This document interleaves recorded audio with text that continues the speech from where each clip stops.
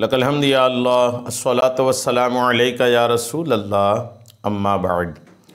سلسلہ ہے ناظرین کی طرف سے پوچھے گئے سوالوں کے جواب پیش کرنے کا۔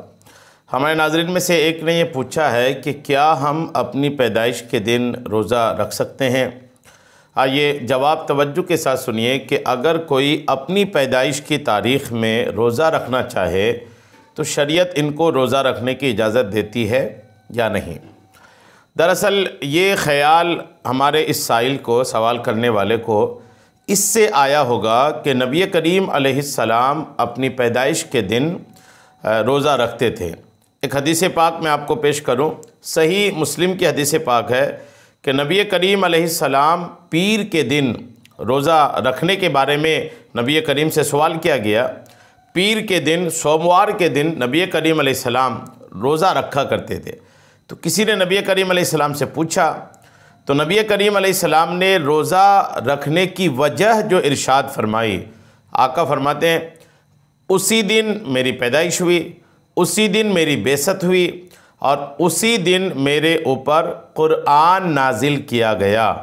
بعثت کی تاریخ بھی پیر کا دن اور ولادت کا دن بھی پیر کا دن اور قرآن پاک کے نزول کی شروعات کا جو دن ہے وہ بھی پیر کا دن ہے۔ نبی کریم علیہ السلام نے ان باتوں کو ارشاد فرما کر یوں ایک پیغام دینا چاہا کہ ان وجہوں سے میں پیر کے دن روزہ رکھتا ہوں۔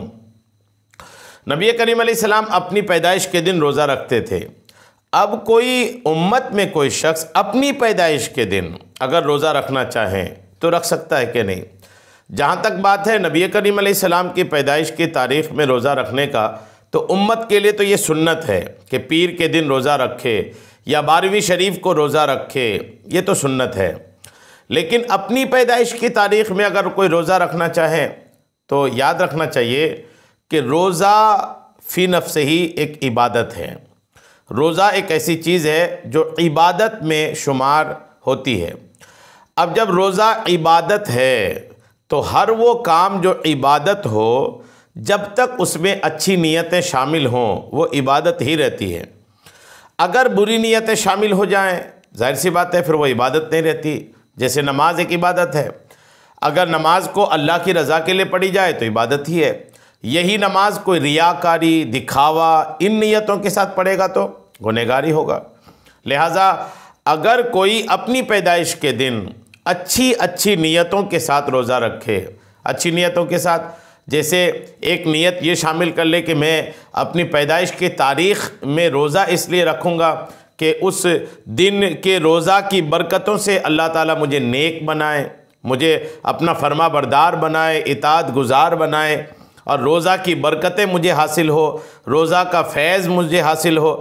ان اچھی نیتوں کے ساتھ اگر کوئی اپنے پیدائش کے دن روزہ رکھتا ہے تو اس کا فائدہ ہی انہیں حاصل ہوگا اور اجازت بھی دی جا سکتی ہے۔ اگرچہ یہ نہیں کہا جائے گا کہ رسول کریم علیہ السلام چونکہ اپنی پیدائش کے دن روزہ رکھتے تھے میں بھی رکھوں گا، تو رسول کریم علیہ السلام اپنی پیدائش کے دن جو روزہ رکھتے تھے وہ روزہ پیر کے دن ہی ہمارے لیے سنت ہے۔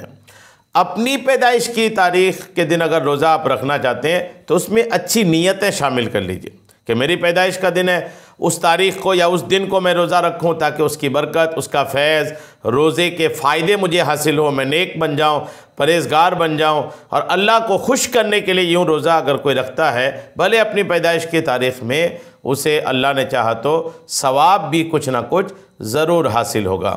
امید ہے بات آپ کو سمجھ میں آ گئی ہوگی۔ اللہ کریم ہم سب کو شریعت کے تمام مسائل سیکھنے، سمجھنے اور اس پر عمل کی توفیق عطا فرمائے۔ آمین بجاہ النبی الامین صلی اللہ تعالی علیہ وسلم۔